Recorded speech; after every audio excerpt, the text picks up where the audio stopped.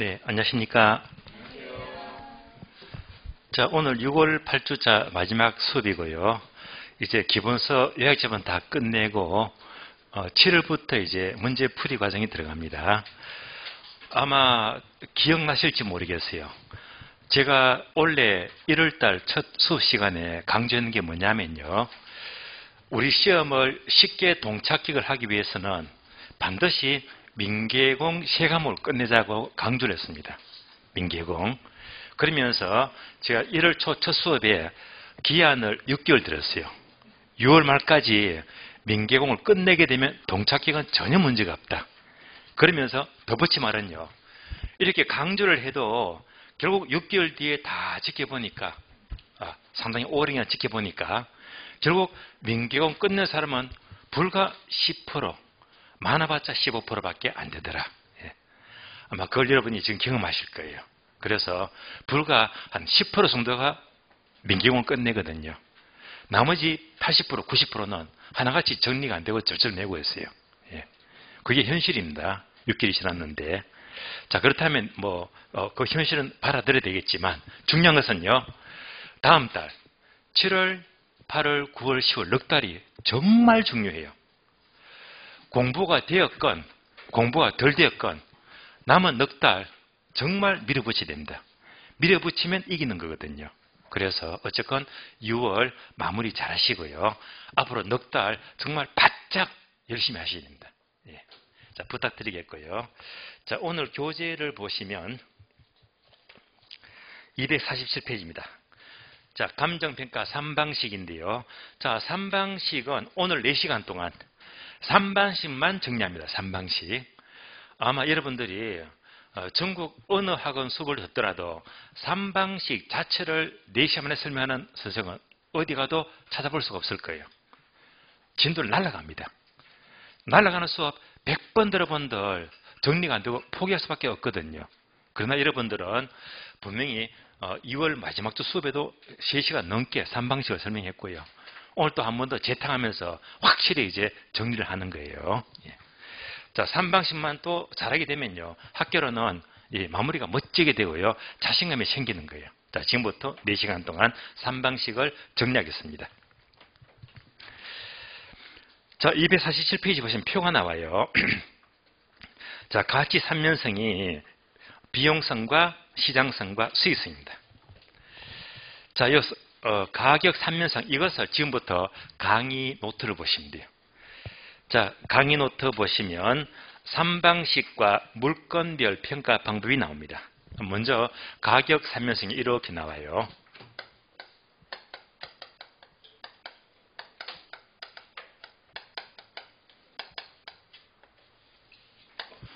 자, 가격 3면성은 첫 번째 시장성입니다.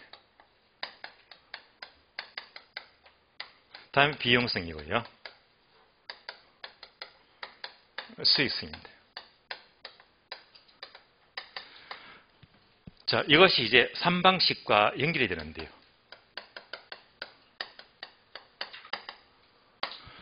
첫 번째 시장성은요. 대개 물건 또는 부동산은요.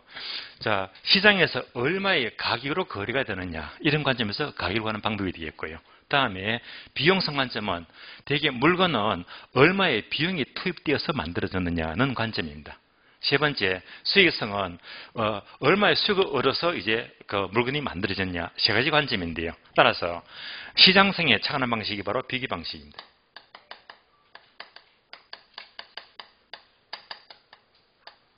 다음에 비용성에 착안한 방식이 원가 방식이고요. 수익성에 착안한 방식은 바로 수익 방식입니다. 3방식입니다. 결국 이 세 가지 관점을 공부하는 이유는 자, 부동산도 종류가 많잖아요. 이 물건들이 각각 어떤 방법을 통해서 가격을 매기느냐 이 부분도 우리 지금 굉장히 잘 나와요. 자, 그러면 강의 노트 보게 되면 아래에 큰 표가 나와요. 자, 큰 표를 보시면 감정평가 규칙이 나오고요. 주방식과 부방식이 있을 거예요. 자, 주방식은 원칙을 말해요. 원칙적인 방법입니다. 그래서 주방식을 동그라미 하시고요. 그래서 주방식이 출제가 잘 되고 있습니다. 그럼 이제 새로 항목 보게 되면 항목이 되게 많잖아요. 자, 강의 노트 보셔야 됩니다.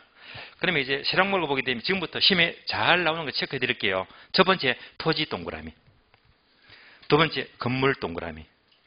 세 번째, 토지 건물 일괄평가 동그라미. 토지 건물 일괄평가는 다른 말로 복합 부동산의 평가죠.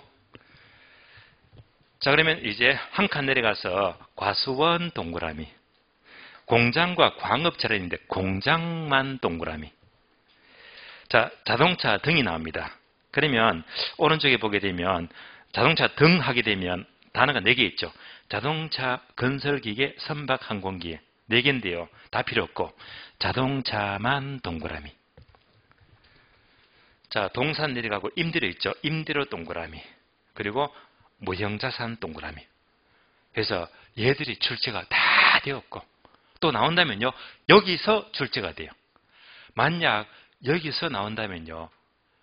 일단 정리가 되었다면 우리 시험은요. 상중 하중에서 합급 문제예요. 무조건 한 문제 따고 들어야 됩니다. 그래서 만약에 이와 관련된 문제 나왔다면 감사하면서 바로 받아 먹으시면 돼요. 예. 시험이 잘 나와요. 첫 번째, 자, 지금부터 두 방식 원칙만 보시면 돼요. 우리 시험은요, 원칙적인 평가 방법을 물으니까. 그러면, 자, 토지는요, 엄밀히는 이겁니다. 시장성. 시장에서 얼마에 거래가 되느냐. 비교 방식이죠. 그런데 우리 규칙은요, 모든 토지는 공시지가로 평가하라. 공시지가 기준법 동그라미. 토지만 나왔다면 무조건 공시지가예요. 모든 토지는. 규칙에서는. 건물은요, 건축비가 들어가죠. 그래서 비용성 관점이다. 원가법 밑줄, 원가법. 자, 토지 건물 일괄평가는 다른 말로 복합부동산의 일괄평가예요. 복합부동산도 자, 주변 시장에서 얼마에 거래되느냐. 거래사례비교법 동그라미 하시고요. 자, 산림은 체크 안 했죠. 체크 안 했는데 산림은요. 자, 산지와 임목, 그러니까 임지하고 나무를 구분해서 평가합니다. 그럼 이제 산지는 땅이잖아. 땅이니까 토지는 무조건 공시지가. 그러면 임목은요.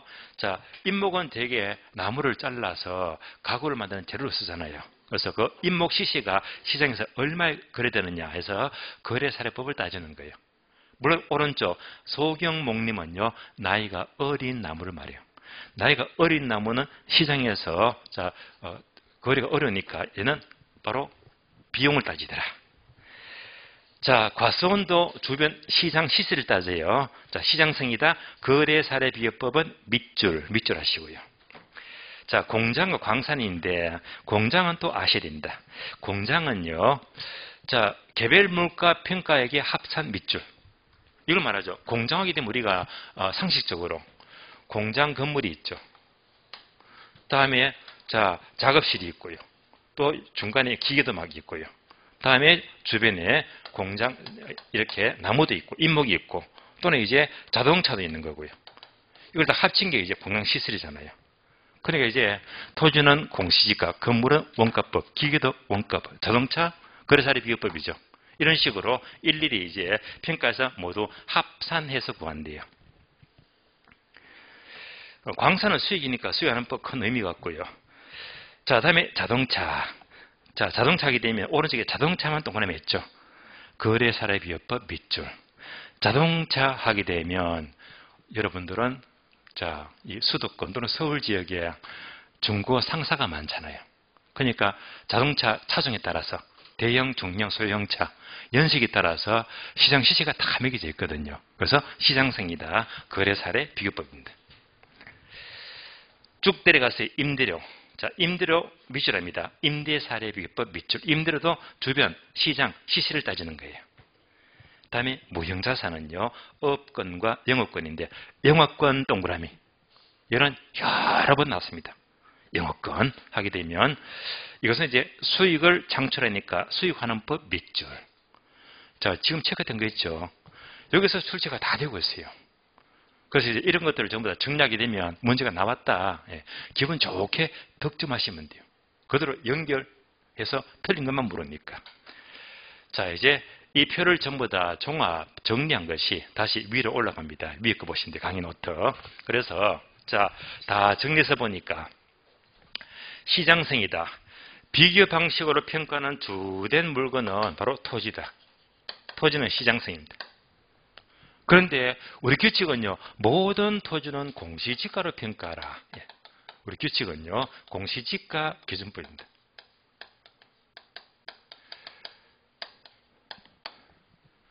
그리고 또 토지와 건물이 결합된 복합부동산. 자, 복합부동산의 일괄평가도 바로 시장성을 따진다. 거래사례 비교법입니다. 다음에 자동차 평가. 자동차 시장 시세를 따지죠. 자동차 평가. 또는 과수원. 과수원 평가도 주변 시장 시세를 따집니다.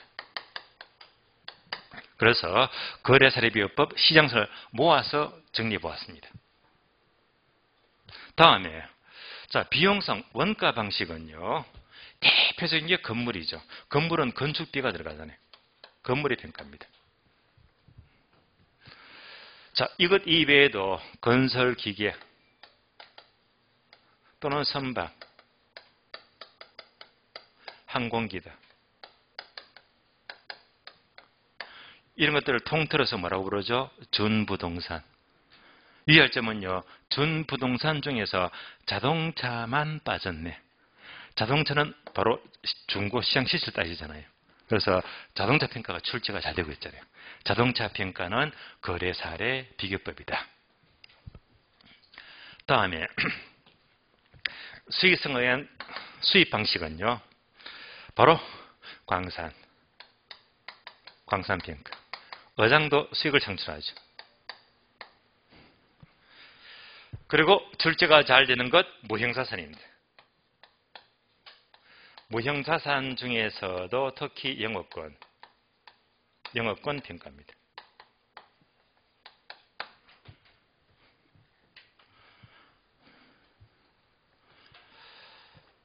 그러면 한 그저께부터 날씨가 무진장 더워졌어요. 예. 어제도 무척 더웠고요. 예. 오늘도 계속 더워지는데, 자, 이렇게 여러분들 더운 날씨에 자, 음식이 생각나면요, 이렇게 더운 날씨에는 고기가 먹고 싶어요, 시원한 회가 먹고 싶어요. 네. 자, 암기를 위해서 이제 여러분들이 회를 드셔야 된다. 회를. 자, 횟집에 가면요, 광어회가 무수히 많잖아요. 네. 따라서 횟집에 가니까 광어회가 무수히 많다. 암기되겠네요. 어떻게? 광어회가 무수히 많다. 무수히 많다. 그래서 광어무수. 그래서 광어회가 무수히 많다 하게 되면 광어무수. 그래서 광산, 어장, 무수, 무형자산은 수익가격입니다. 수익하는 법. 따라서 이제 수익가격은요, 그냥 광어무수하니까 다 끝나버렸어요. 그러면 이제 다시 비용은 쉽잖아. 비용 들어가면요, 건물은 건축비가 들어가지. 또는 기계, 선박, 항공기도 당연히 비용 들어가겠지. 이거는 이제 논리적으로 어려운 거 하도 없잖아요. 그럼 이제 광어, 무수 빼고 비용성 빼버리면 나머지가 전부 다 시장성이다. 해버리면 정리가 쉽게 돼버립니다. 따라서 자, 이런 많은 물건들의 원칙적인 평가 방법이 의외로 우리 시험은요, 출제가 잘 되고 있거든요. 그래서 이렇게만 정리하면요, 기분 좋게 한 문제를 따고 들어갑니다. 결국 3방식의 출발은 뭐냐? 각각의 물건들을 어떻게 평가하느냐. 그래서 이 3방식을 출발하기 전에요, 각 물건별 평가 방법을 원칙적으로 다 따져보았습니다. 자, 요거부터 출발하시고요. 이제 강의 노트는 이제 다음 페이지 넘어가요. 뒷페이지. 이제 원가법입니다. 그러면 요약집도 한 장 넘겨서 249페이지를 보시면 되고요. 자, 요약집 보니까 먼저 원가법은 네모의 공식이 나와요. 공식. 자, 지금부터 원가법 정리하겠습니다. 원가법.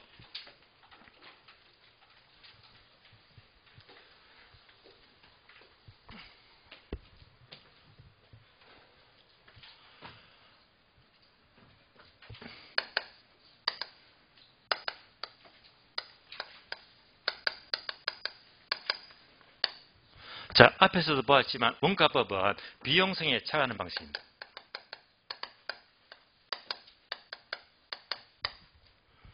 대표적인 물건은 바로 건물이죠, 건물.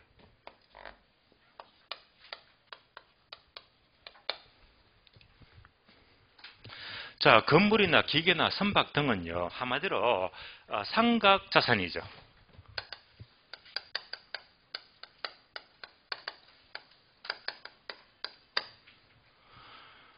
결국 시간이 흘러가게 되면 모든 이 물건들은요, 상각되면서 소멸되고 없어지는 거예요. 소멸되고 없어진다는 것은 한마디로 일정한 수명을 가지더라, 즉 내용연수를 갖게 됩니다.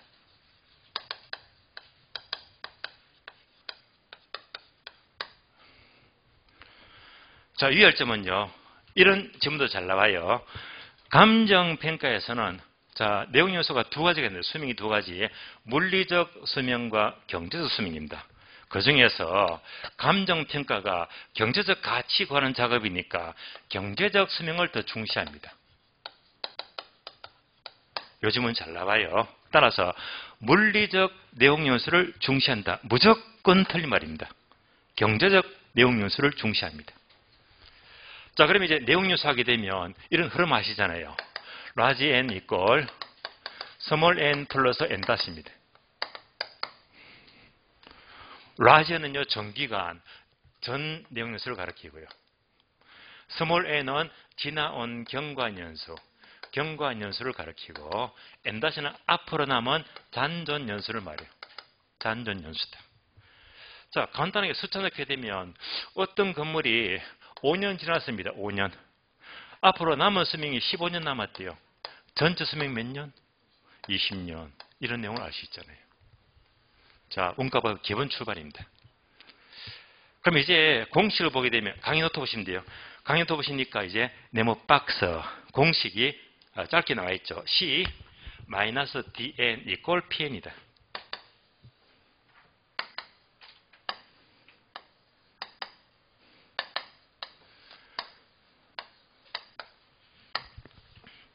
여기서 C는 제조달 원가를 말해요. 제조달 원가. 다음에 DN은 N년 동안의 감가 누계 또는 감가 수정입니다. 제조달 원가에서 감가 수정을 빼면 바로 복선 가격이 나와요. 또는 적산 가격입니다.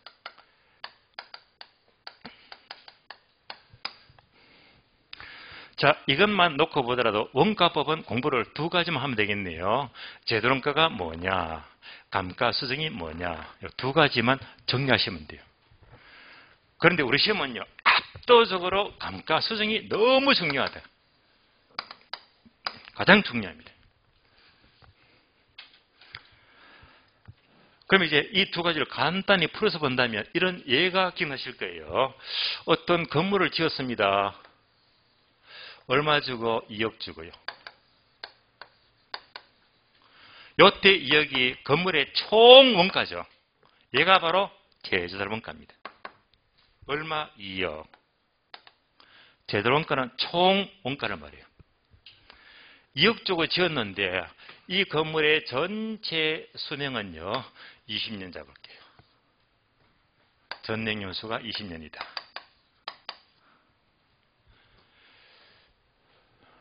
그러면 이제 여기서 이제 건물을 철거해야 됩니다. 단순히 계산하면요, 2억 나누기 20년 하게 되면 매년마다 가치가 얼마씩 날아갑니까? 1,000만 원씩이죠. 그럼 이제 첫 해도 1,000만 원, 다음에도 1,000만 원, 매년 가치가 1,000만 원씩 가치가 없어지는 거예요. 그래서 현재 경과연수가 5년 지났대요. 경과연수가 5년 지났다. 그럼 5년에다가 매년 1,000만 원씩 하게 되면 총 얼마입니까? 5천만 원이죠. 따라서 5천만 원 가치가 감가되고 날라갔잖아요. 남는 가치가 N-가 돼요. N-. 그러면 남는 가치가 얼마 남았죠? 1억 5천 남았잖아요. 따라서 총 원가는 2억짜리인데 5년 지나서 5천만 원 감가되니까 남은 가격이 바로 1억 5천이다. 그래서 자, 5년 동안의 감가가 5천만 원 감가가 되었으니까 남는 가치가 이제 건물 가격입니다. 바로 1억 5천이다. 이런 흐름을 알 수가 있잖아요. 자, 그래서 원가법 하게 되면 제조달 원가에 대한 설명, 감가수정의 설명, 특히 감가수정이 중요하다고 했어요. 자, 하나씩 봅니다. 첫 번째, 제조달 원가입니다. 자, 얘도 이제 강의노트 보게 되면 동그라미 1번, 2번, 3번 나와요. 세 가지. 첫 번째, 의의가 뭡니까? 두 번째, 종류가 어떤 게 있습니까? 세 번째, 구하는 방법, 여기까지만 알자.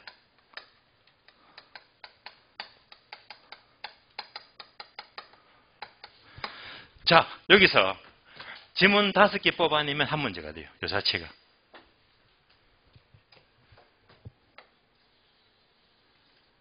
그리고 구하는 방법을 묻게 되면 얘는 바로 계산 문제죠. 계산 문제도 출제되고 있습니다. 감가수정도 똑같습니다. 의의가 뭡니까? 첫 번째, 의의. 두 번째, 종류가 어떤 게 있죠? 이때 종류가요, 감가 요인의 종류를 말해요. 감가 요인의 종류다. 세 번째, 구하는 방법을 다른 말로 감가수정 방법입니다.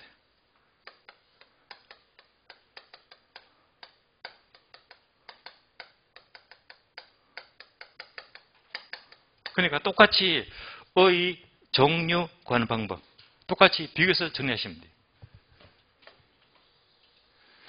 얘도 마찬가지로 지문 5개 뽑아내면 이런 멋진 이런 문제가 되고요. 또 감가수정 방법, 구하는 방법이죠. 여기서 뭐지? 계산 문제가 또 나온다. 그래서 원가법은요, 무조건 한 문제 나옵니다. 이런 문제건 계산 문제건. 근데 계산 문제가 요즘 잘 나와요. 자, 이제 하나씩 봐요. 제자로 원가하게 되면 쉬운 말로 총원가죠. 총원가다. 그런데 화살표 네모 뒤에 있죠. 중요한 것은요, 이때 시점은 네모가 뭐냐? 바로 기준 시점입니다. 얘가 너무너무 중요해요. 기준 시점. 자, 틀린 말은요, 얘를 싹 바꿔서 신축 시점 하면 틀린 말입니다. 신축 시점이 아니라 기준 시점에서의 총원가를 말해요. 그러면 간단한 예를 들어봅니다. 자, 어떤 건물을 지었어요. 자, 그러면 2020년 6월 잡을게요. 6월. 자, 요때 신축을 했어요. 바로 신축 시점입니다. 다른 말로 준공 시점. 이때 총 얼마 주고 지었느냐? 10억이다. 자, 10억이 총원가잖아요. 그런데 얘는 언제 원가지? 2년 전 신축 시점에서 총원가입니다. 얘가 제조달 원가는 될 수가 없단 말입니다. 왜냐? 제조달 원가는 항상 뭘로 고쳐? 기준 시점 현재로 고쳐야 된다. 지금 현재. 그래서 지금 현재로 고치자.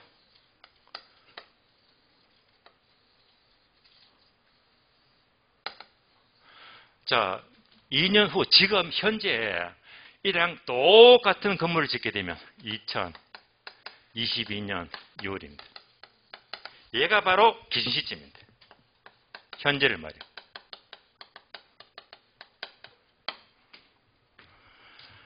요즘요, 지금 건설이 난리가 났어요. 안 그래도 이래저래 물가가 쫙 오르는데 지금 건축 자재값이 너무 올랐어요. 너무. 그래서 제가 따로 병원 쪽으로 그 분양 ND 맞추는 거, 한 10개 층을요. 그분은 이제 계약을 5월달에 체결을 했는데 건축비가요, 작년에는 이 신축 건물 짓는데 평당 상가 건물은요 300만 원 떨어졌거든요. 그런데 지금은 300이 아니고요, 평당 450만 원입니다. 엄청나게 올랐어요. 지금요, 건물이라 하면 엄청난 부담입니다. 건축비가 무려 50% 올랐거든요. 엄청납니다. 심각해요, 지금요. 자, 어쨌건, 이렇게, 건축비가 올라가잖아요. 예. 그럼 이때, 자, 매년, 건축비가 10%씩 상승한다고 가정해봐요. 매년 10%씩 상승이다. 그럼 이제, 어떻게 하죠? 얘가 2년 후면 10%씩 매년마다 오른다고 했으니까 일시불의 미래가치죠. 그래서 어떻게 합니까? 곱하기 1 플러스 R의 이승이 되겠지. 이때 얘가 바로 건축비 상승률이니까 10% 0.1을 집어넣어주면 돼요. 그러면 1.1의 이승이죠. 1.21이 돼요. 다 똑같은 말이잖아요. 이렇게 계산하니까 현재 얼마가 되겠다? 12억 1천만입니다.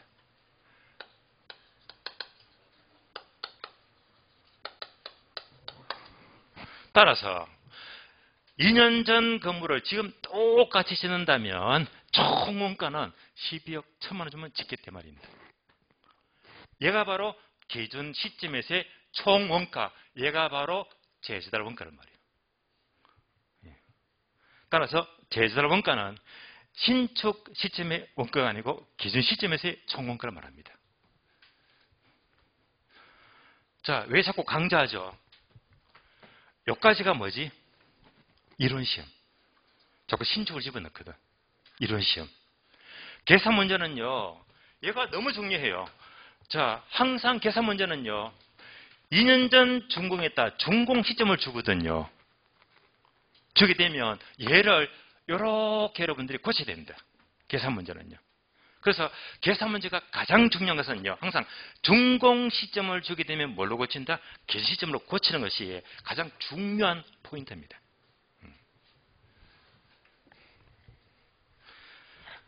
다음에 종류 넘어가요, 종류. 자, 종류가 두 가지 나오죠. 강의 노트 보게 되면요, 바로 복조 원가와 대치 원가예요. 복조 원가와 대치 원가이다.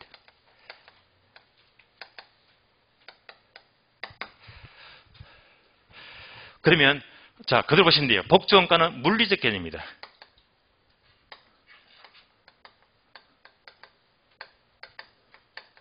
반면에 대치 원가는 경제적 개념입니다. 이렇게 나와 있잖아요. 다시 이 건물 보세요. 그러면 자, 만약 신축 건물을 돌려보세요. 자, 이 건물 처음 지었는데 구조상 문제가 있어요. 어떤 문제? 자, 이 건물 처음 지었는데 이렇게 계단이 너무 좁아. 잘못 지었잖아요. 그리고 복도가 너무 좁아. 계단도 좁고 복도도 좁아요. 심각하죠. 그런데 건물 잘 지어놓고 화장실이 적어도 3칸은 돼야 되는데 화장실도 1칸밖에 없네. 아주 심각합니다. 그러면 얘를 똑같이 짓는 거예요. 똑같이. 그럼 이제 계단도 좁고 복도도 좁고 화장실도 1칸이다. 똑같이 지으니까 건축비가 올랐잖아요. 얼마? 12억 1천만 원이에요. 그래서 자, 이대로 이 건물을 똑같이 짓는다면 얘가 바로 복조원가입니다. 물리적으로 똑같이 짓는다면. 그래서 이때 12억 1천만 원은요, 제조달 원가이면서도 무슨 원가? 복조 원가를 말해요. 가장 많이 씁니다. 그러니까 똑같이 지니까 하자가 많잖아요. 기능상 하자가 아주 많습니다. 반면에 대치 원가는 물리적으로 똑같이 지을 수가 없어요. 이때 대치 원가를 써야 됩니다.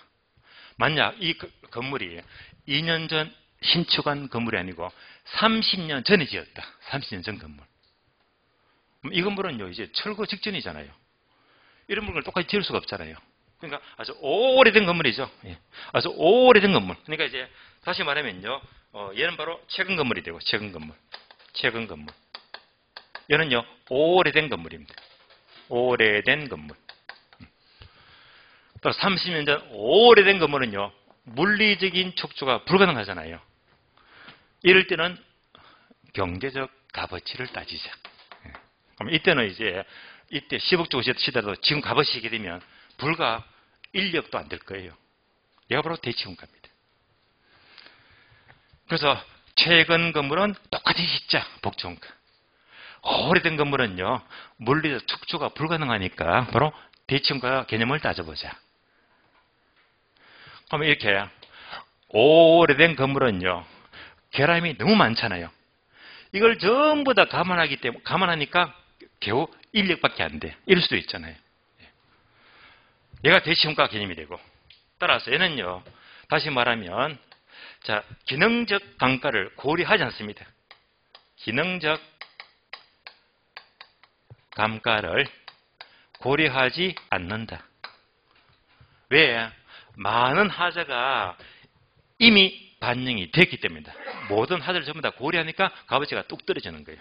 그래서 모든 감가가 반영이 되었기 때문입니다. 반복합니다. 기능적 감가를 고려하지 않는 것은 무슨 원가?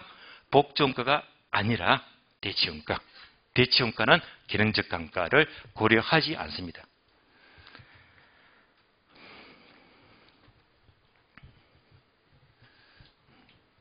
다음에 세 번째, 제조달 원가를 구하는 방법입니다. 자, 네모되어 있죠. 네모. 자, 네모가 뭐냐? 자, 네모에다가 뭘 쓰느냐? 한마디로 도급건설입니다. 즉, 건설회사에 맡겨서 짓는 경우입니다. 따라서 자가건설이라고 하더라도 반드시 도급건설로 기준으로 삼아야 됩니다. 그래서 제조원가는 어떤 경우도 자가건설이 아니고 도급건설 기준이다. 그러면 도급건설 기준이면 건설사 맡기니까 건설사한테 이윤을 붙여줘야 되겠네요. 그래서 이때는 바로 기업이윤이 있죠. 도급건설이니까 기업이윤 또는 수급인의 이윤이죠. 기업이윤이 포함됩니다.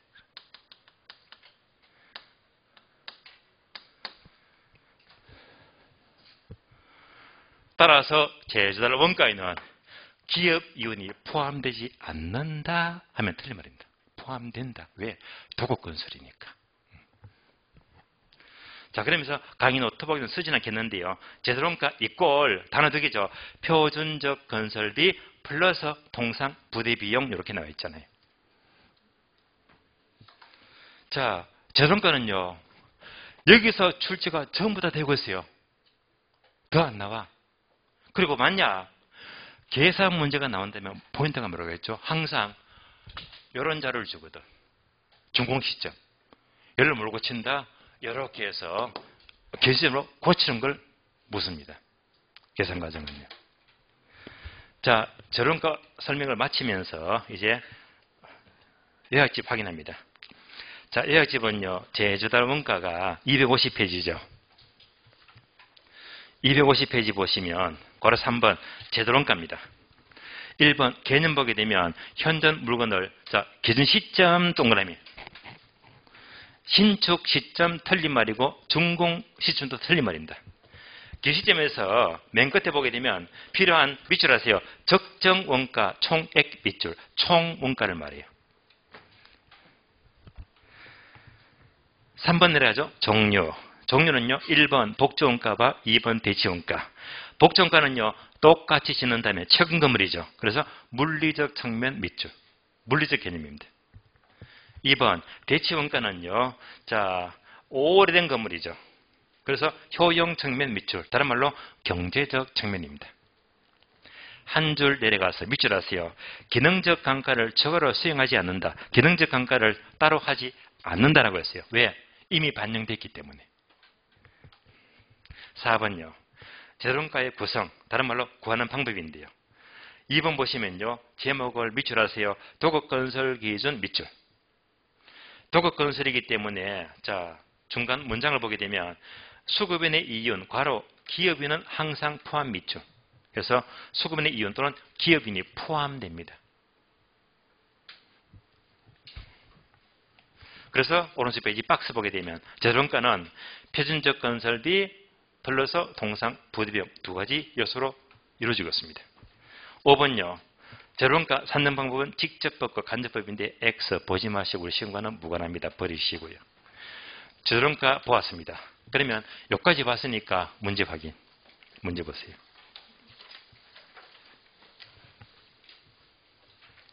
문제 1번 원가법의 설명이다. 옳은 것을 고르시오. 자, 지문이 총 14개인데요. 1번부터 5번까지만 볼게요. 왜? 재료원가를 공부했으니까. 자, 모두가 기출 지문과 관계되고 우리 시험은요. 요 수준입니다. 1번 제조달 원가는 현존하는 대상 물건을 신축 시점 바로 틀렸지. 기준 시점. 요거 잘 나와요. 따라서 신축이 아니고 기준 시점에서 소외되는 모든 총원가입니다. 틀렸죠? X. 2번과 3번 묶어주고요. 2번은요. 복조 원가가 나와요. 3번은요. 대치 원가가 나와요. 자, 그러면 복조가 한 순간 뭘 떠올려? 최근 건물이네. 물리적 개념이네. 얘만 떠올리면 돼요. 따라서 기시점 맞네요. 현재 대상 부동산과 동일한 자재를 사용하여 신규와 동일한 부동산을 재생산하는 데 소요되는 물리적 측면의 원가이다. 그대로 맞죠? 옵니다. 3번요. 건물이 너무 오래되어서 재생산 비용을 구하기 곤란한 경우에는 대치 원가로 구할 수가 있다. 맞습니다. 이 경우 기능적 감가 작업은 필요하지 않다. 맞죠? 옵니다. 4번요. 자가건설의 경우에도 제조원가는 도급건설의 경우에 준하여 처리된다. 도급건설 맞죠? 옵니다. 5번요. 제조원가를 구성하는 표준적 건설비에는 기업인이 포함된다. 포함 안 된다. 포함된다. 틀렸죠? X. 역시 기출문장입니다. 그래서 우리 시험은 여기까지면 끝. 완벽합니다. 자, 이제 강의 노트 보시면요. 강의 노트. 목차 2번. 감가수정입니다. 감가수정. 자, 그러면 이제 감가수정은요. 마찬가지로 논점은 3가지인데 얘가 훨씬 더 중요합니다. 출제가 많이 되고 있어요. 의의하고 종류하고 구하는 방법인데요. 그러면 의의에서는 뭘 공부할까? 바로 지금 공부하고 있는 감가수정이 있죠. 그러니까 이제 감정평가상 감가수정입니다. 비슷한 말이 회계에서 감가상각이 나와요. 회계상의 감가상각이다. 자, 이때 양자의 차이점은요. 항목이 되게 많습니다. 많은데 여러분의 시험은요. 딱 2가지만 아시면 여기서 자꾸 나와. 그래서 각각 강의도 보게 되면 괄호가 2개 나오잖아요. 얘가 핵심이다. 핵심. 그럼 첫 번째. 감정평가상 감가수정은 답이 나왔지. 무슨 원가? 제조달 원가입니다. 괄호되어 있죠? 제조달 원가예요. 그러니까 제조달 원가에서 감가를 뺐잖아요. 제조달 원가. 그런데 회계에서 감가상각은 제조달 원가가 아니고 취득 원가예요. 그래서 얘를 잘 바꿔서 물어. 바뀐 단어만 조심하시면 돼요. 그리고 또 2번째예요. 또 괄호되어 있죠. 감정평가에서는요. 따로 관찰감가법입니다. 관찰감가법을 100% 인정합니다. 쓴다는 말입니다. 직접 눈으로 관찰해서 하소를 가려내야 됩니다. 회계는요. 그런 게 절대 없습니다. 얘도요. 잘 바꿔서 물어. 그래서 항목이 더 많지만은 다 잔가지다. 결국 2가지 차이점은요. 특히 이 2가지는 절대 놓치지 마세요. 빈출이니까.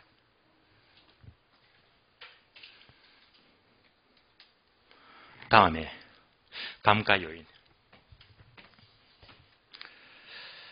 자, 감가 요인하게 되면 강의 노트 보게 되면 세 가지가 있죠.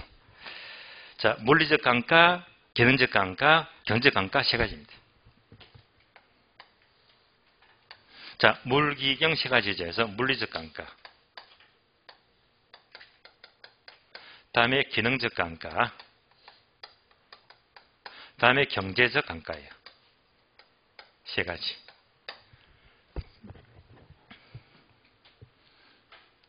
예를 들면, 자, 요 세 가지를 한 번 더 비교하자면, 자, 물리적, 기능적 감가는 건물 자체 내부를 말해요. 내부. 그래서 내부적 감가라고 불러요. 그런데 경제적 감가는요, 내부가 아니고 외부 환경, 외부적 감가예요. 요거부터 출발합니다. 그러면 간단한 예를 들어 볼게요. 어느 주택이 있어요.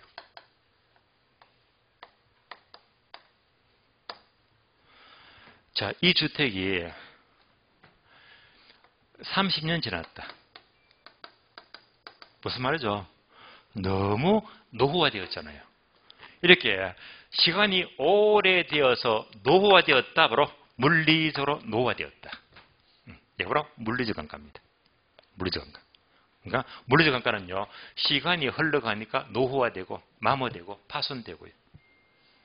다음에 자, 주택이 노후화되었는데 주택에서 쓰는 보일러가요, 연탄 보일러래요. 이런 주택에 누가 살겠습니까? 임대가 안 되겠지. 무슨 말이죠? 기능이 현저히 떨어지겠네. 그러면 얘를 제대로 쓰려면 바꿔야 되겠죠. 무슨 보일러로? 가스 보일러죠. 예. 바꿔야 됩니다. 그러면 기능이 회복될 겁니다. 그러니까 이제 연탄 보일러 쓰더라. 기능적 감가입니다. 그러니까 이 두 가지는 이 주택 건물 자체를 말해, 자체. 그러니까 무슨 감가? 내부적 감가. 건물 자체라면요, 내부적 감가가 돼요. 이것만 해도 이 주택은 하자가 너무 많아. 너무 많은데 또 문제가 있어요. 바로 옆에 교도소가 있네. 조졌어요. 예. 가치가 완전 똥이 돼버립니다. 뭐지? 환경이 나쁘잖아. 이게 바로 경제적 감가예요. 그래서 외부 환경이 나쁠 때 경제적 감가까지도 발생한다. 그래서 감정평가사는요, 얘가 얼마, 기능이 하자가 있다, 얼마, 환경이 나쁘다, 얼마, 이거 다 구해야 됩니다. 이 계산 과정은 감정평가사가 할 역할이고, 여러분들은 공인중개사는요, 이런 게 있다는 것만 아시면 돼요. 그래서 전부 다 합하게 되면 바로 감가 금액 총액이 나오잖아요. 그래서 총 감가를 이렇게 빼야 되는 거예요. 계속해서요.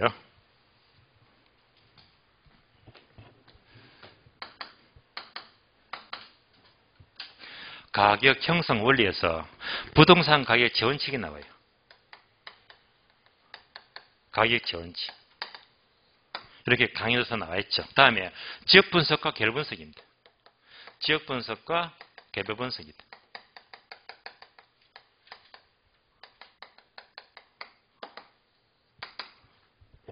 이 관계도 여러분들이 이해를 하셔야 됩니다.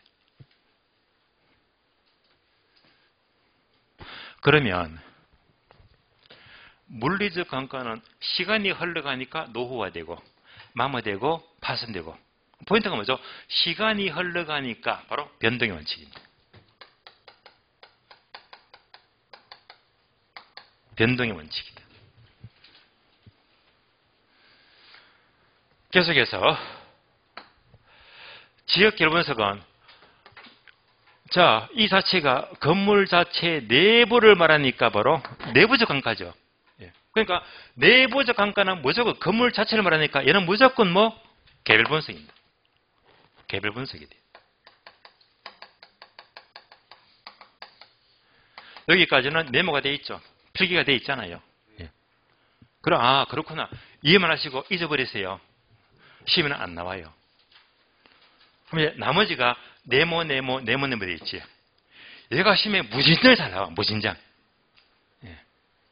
얘는 반사적으로 기계적으로 팍팍팍팍 돌려집니다. 예. 하나씩 볼까요?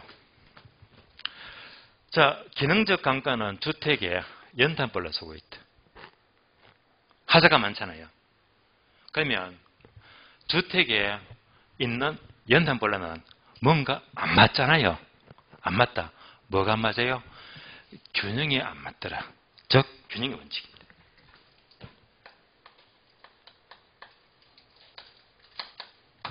그래서 기능적 감가 근거 원칙은 균형의 원칙입니다.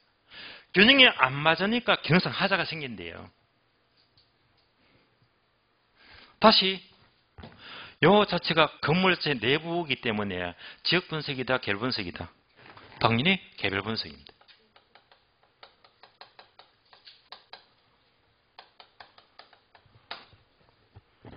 그래서 요 단어 있죠. 왔다리 갔다리 이것저것 물으면서 굉장히 잘 나옵니다. 엄청 잘 나와요.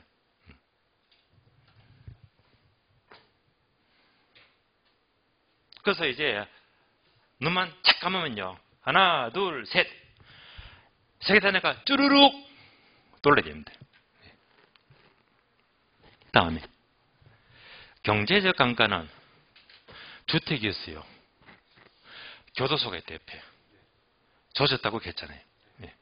그러니까 환경이 안 좋아. 환경이. 그럼 이제 주택과 교도소는 서로 적합하다, 적합하지가 않다. 적합하지가 않다. 무슨 원칙? 적합의 원칙입니다.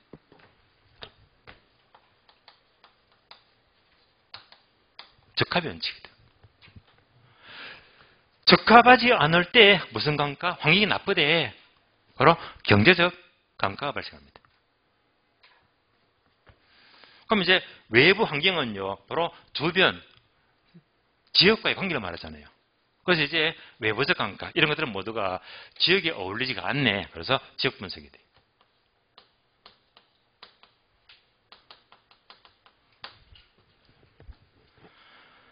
그래서 요 묶음입니다. 얘는 신경 끄세요. 안 나오니까. 그러나 얘는요, 항상 A급이야.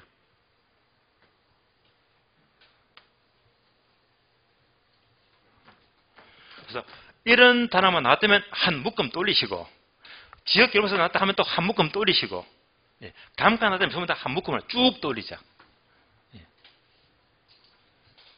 굉장히 중요합니다.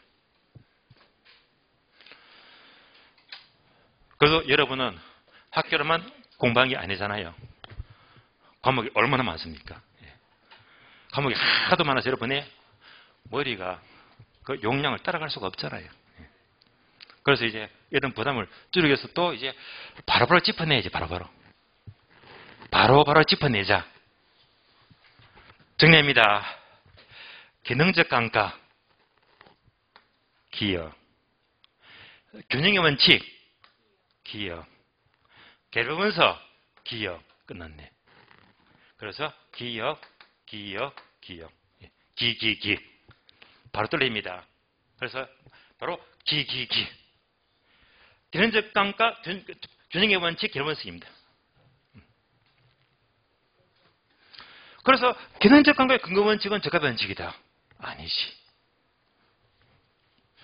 균형 원칙은 재분석 관계된다. 틀렸지. 질문을 자유로 묻습니다. 그럼 또 얘는 어떻게 암기할까? 지역 분석, 지연. 다음에 적합의 원칙, 지연. 경제적 감가, 지연. 그래서 지연. 경제적 감가, 적합의 원칙, 지역 분석, 지지. 그래서 지문만 나왔다면요. 요 묶음은 워낙 중요해요. 워낙. 숙달만 돼버리면요. 어떻게? 기억, 기, 지. 바로 지문 풀어야 됩니다. 바로.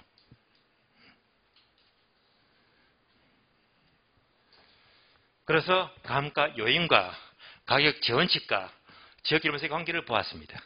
아주 중요합니다. 여기까지가 감가 요인이 되고요. 그러면 요약집 확인, 요약집 봅니다. 요약집은 251페이지 감가 수정이 나오죠. 그러면 한 장 넘어가요. 한 장 넘어가니까 우리 책은요. 바로 2번 감가 요인이 1번, 2번, 3번 물기경 3가지 나오죠. 자, 물리적 감가는요. 기억, 니은, 디귿번 항목 3개 묶어주고요. 시간이 흘러가니까 노후화된다. 니은번 사용하니까 마모되고 파손이 된다. 각종 재해 등 우발적 사고란 손상 모두가 물리적 감가 쉽게 알 수가 있잖아요. 니은번 기능적 감가는 바로 항목 5개 묶어주고요. 자, 기억번 조심하세요. 건물과 부지의 부적응 밑줄. 이거잖아요. 건물하고 부지가 뭔가 안 맞대. 그럼 가면 잡힙니까? 낡은 건물이 토지 부담을 주더라. 무슨 감가? 건부감가. 그래서 기억번은요. 건부감가를 말이에요. 건부감가. 그래서 건부감가는 이것도 기능적 하자네. 근데 이제 화살표 균형의 원칙 균형 동남이 필요하나요? 기억. 예. 그래서 균형의 원칙은 무슨 감가? 기능적 감가. 니은번 설계가 잘못됐대. 설비가 부족하대. 능률이 떨어진대. 형이 구시가 되었대. 모두가 기능상 하자는 말이에요. 그 다음에 3번 경제적 감가는요. 기억, 니은, 디귿 항목 3개 묶어주고 주택 옆에 교도소가 있더라. 환경이 나빠요. 그러니까 기업번 교도소랑 주택은 어울리지 않지. 그래서 대상 부동산과 환경과의 부적합이다. 그러니까 이제 동네가 이제 쇠퇴가 되겠네. 인근지기 쇠퇴하고요. 그러면서 디귿번 자 시향성이 떨어지더라. 모두가 환경이 나빠서 생기는 감가입니다. 그럼 기업번 보게 되면 또 화살표 있지. 무슨 원칙? 적합 원칙이다. 적합 동그라미. 그럼 또 안겨 있잖아. 뭐지? 지읒. 그래서 적합의 원칙은 경제적 감가가 돼요. 지. 여기까지가 감가입니다. 자, 그러면요. 일단 문제 풀고 시겠습니다. 문제 봅니다.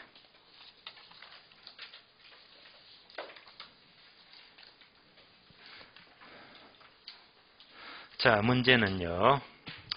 6번부터 9번까지 볼게요. 6번은 요거 묻죠. 평가상 감가수정과 회계상 감가를 묻습니다. 자주 나왔어요. 평가상 감가수정은 제조달 원가를 기초한다. 맞습니까? 맞죠? 회계상 감가상각은 취득 원가를 기초한다. 맞잖아요. 평가상의 감가수정은 관찰강화법을 인정하는 데 비해서 회계상 감가상각은 관찰법을 인정하지 않는다. 모두가 맞죠? 옵니다. 빈출. 7번, 8번 묶어주고요. 감가 요인을 묻네요. 7번 설계 불량, 기능적 진부와 능률의 저하 등은 기능적 감가에 속한다. 맞잖아요. 이는 적합 원칙과 관계를 가진다. OX.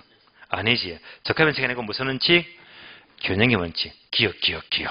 X. 8번 경제적 감가 요인에는 인건적의 쇠퇴, 건물 부지 부적합, 시장성 감퇴가 있다. 이상하네요. 건물 부지 부적합은 건부감가로서 기능적 감가라고 했잖아요. 얘를 빼야 되겠죠. 얘는 기능적 감가예요. X.